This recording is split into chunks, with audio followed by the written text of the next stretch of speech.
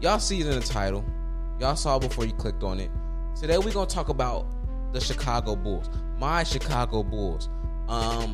Basketball season is right around the corner, so I feel like it's time that we start gearing up for disappointment or maybe a little bit of excitement. But I just want to do a full dive into my team, the team that's close to my heart, and the NBA. Now, look, let's just get this out the way. We're not a title contender. We know that. We made a fringe playoff team, maybe lose to the Heat again. You never know. But I want to dissect some things about the Bulls and the Bulls as an organization. I want to get some things off of my chest that I've been holding in, and I need to share with some people that's willing to listen. So, if you're a Bulls fan, go ahead, drop some in the comments. Just drop C-Red or something. Just let me know that y'all rocking with me and that you support me. And we could start this support group throughout the rest of this season, bro, because we need to.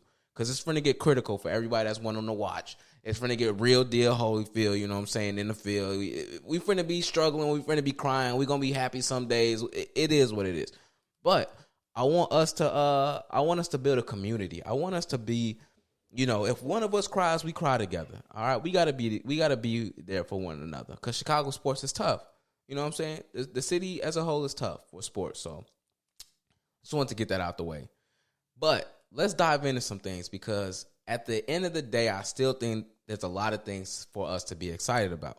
Okay, I think the number one thing I'm excited about for this season with the Bulls is the development of Matas Buzelis, right? I think he's truly got a lot of game, right? I think he has star potential. I'm not going to go as far as saying superstar potential right now, but I do think he could be a complementary piece to somebody else, all right? So Bulls, organization, listen to me, because so many times this is where we go wrong as an organization. Y'all, I want to say something right now, and this may be controversial, but I feel in my heart and my mind that the Bulls typically draft pretty well, okay? Typically, normally, for a good part, the Bulls draft very well. And I'm going back in the GarPax days. But the problem with us is the Bulls never pull the trigger on a big acquisition, whether it be a big trade or a big signing, okay? Too many times we may do that, and it's a player that's in their 30s already, back into their career, already exiting their prime. That's all we've ever done. We could look at the signings of Carlos Boozer, or the signings of Dwayne Wade, Rondo, Pau Gasol, even DeMar DeRozan, 30-plus when we got him. Got a good couple years out of him, but it didn't do anything for our team. I'm talking about that young star, 20s, 27, in their prime. Can we sign him? Can we trade for him? That is what we need, because so many times as an organization, we draft good role players, and we're expecting them to be stars, and that's why we suck. Because you're asking too much of one player to be that person, to fill that void, that's not even their position. We saw what happened when we had the complete package. The star player, the role players. Lonzo gets hurt, everything goes to shit. I didn't mean to curse. I'm sorry. But I almost feel like that was a little bit of luck too. But we have to do a better job of going after the young superstars. It really just I'd be so shocked when I start thinking about how many people don't want to come to Chicago. We're talking about one of the 3 major cities in the country. You feel me? Beautiful city. Beautiful summers. Beautiful springs. Beautiful fall. I mean, I hate the cold. But when you go down wintertime in Chicago, it's still beautiful. Chicago is beautiful every season. And we can't get nobody? That's where we always fail. No team wins a championship without major acquisitions. Okay? There's only one team that I could think of that's done it in the past whatever many years that didn't need a major acquisition to win a championship, and that was the 2015 Warriors. Okay? They're the only team that I could think of that didn't make a super splash for an all-star to come in and be the main focal point of the team, because they drafted Draymond, they drafted Clay, and they drafted Steph, of course. But everybody else made a trade, a splash, a signing, or something for their star player to help them win a championship. And I know right now you're thinking the Thunder, they won last year. They built their team up from the start. No, they didn't always have Shea. They traded for him. They made a splash on a young star they saw potential in, said, hey, this dude might be something in the league. Let's go get him. And before that they could even do that, what did they do? Traded for Paul George. He is a superstar. Let's grab him. Make a play, Bulls. Do something. Wow the market. Let's get a star player in here, and then we can fill it out with all these other pieces. But no, the Bulls act like they're poverty. The Bulls act like they a small market team. We operate like we Charlotte. We operate like the I after the CH is different. They put an A in that joint. Next thing you know, our initial CHA. What are we doing? We are Chicago. We are the Bulls. This is the house that Mike built.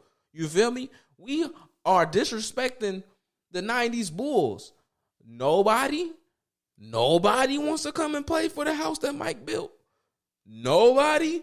Everybody always rocking a Mike jersey. Everybody wearing J's. Everybody talking about Jordan's effect. I'm talking about players. Everybody doing it. Everybody signed with Nike. Everybody signed with Jordan. Everybody want to be Mike. Everybody want to do this, but don't nobody want to play for the Bulls. It's a clear sign that management is trash. There's something going on in this building. I don't know if it stink. I don't know if they toilets suck. I don't know if what they got going on the food is trash. I don't know if they plane is whack. I don't know what everything they doing in the building is whack. I don't know if they socks is whack. I don't know if they locker room is whack. I don't know if the basketballs they use for practice is whack. I don't know if the practice facility is whack. But something's wrong to where we can't get nobody to come to Chicago. Bro, this shit really be pissing me off because good Bull seasons are so short-lived, bro. Good Bear seasons are so short-lived. I seen long periods of Cubs being successful, right? We saw long periods of the Blackhawks being successful. We saw long periods of the never mind. I was going to say the White Sox. I lied. They suck. But we see so many periods of all these other teams. Why can't the main ones that built the name of Chicago be the ones? You know what I'm saying? We have some of the most legendary teams to grace sports, and we can't get anybody to come here. It's ridiculous. If the Bulls want to get back to relevancy, we have to make a splash. We have to make a big trade, and that means getting rid of some of the people we have on our team right now. Just do it. Clear some cap space. Look who's going to be a free agent. Go after them. Do something. Let them know, hey, we want you to be our guy. But no, we'd rather continue to draft role players. We'll continue to draft people who are good in one thing and expect them to be good in everything. It does not work like that, Bulls. We can't survive off of Kobe White, and I'll mess with Kobe White heavy. So this is not a diss because bro is a bucket, but he should not be the main guy. Josh Giddey getting that contract, I would have been fine watching him go. I would have been fine with that. We would have sucked, but hey, we're not going to win a championship. What are we doing being middle of the pack? I'd rather us be trash than to be middle of the pack and keep drafting 12th, 11th. Waiting and wishing on a hope. Waiting on a shooting star to come by. It doesn't work like that. We need help in the worst ways. But I'm still excited for this year. I said Montes is the only reason why I'm excited. Shout out to Ayo because he's from the hometown. But at the end of the day, we're a team just full of just whatevers right now. And it sucks because I love watching my Bulls. I love watching basketball, but when are we going to have that period again where we're dominant? You know what I'm saying? Like, people look at us and they're like, damn, we got to play the Bulls today. Like, I want that feeling again. Man, I want that feeling, bro. Can I have that? Can I hope for that? Can I wish for that? I just feel like it's a lot of times where, as a man, my days would just be so much better if I knew I was going home after work and I was like, you know, today was tough, but at least the Bulls come on. You know what I'm saying? Nah, I ain't had that in a long time. I got a hard day at work, whatever, or I be at work, want to watch the game. It's like, well, the Bulls on, I guess I'll watch. What is we doing? I want to see us BTA 50 times a year. But no, we getting our ass kicked 50 times a year. Sorry, I cursed again. I'm trying not to do that, y'all. But you know, it is what it is, y'all. I love my team. I love the Bulls, but we gotta We got to change this up. We can't keep living like this, y'all. So, with that being said, if y'all stay here this whole... excuse me. If y'all stay here this whole time, make sure y'all drop a like. Make sure y'all drop a comment, man. Drop a C-Red, man. Help me out throughout this upcoming season, y'all. But make sure y'all stay tuned for another video. Until next time, I'm gone.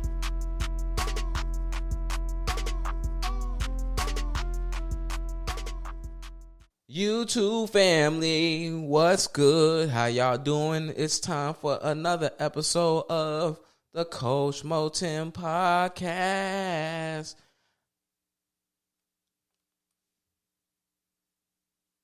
That was horrible, but it's cool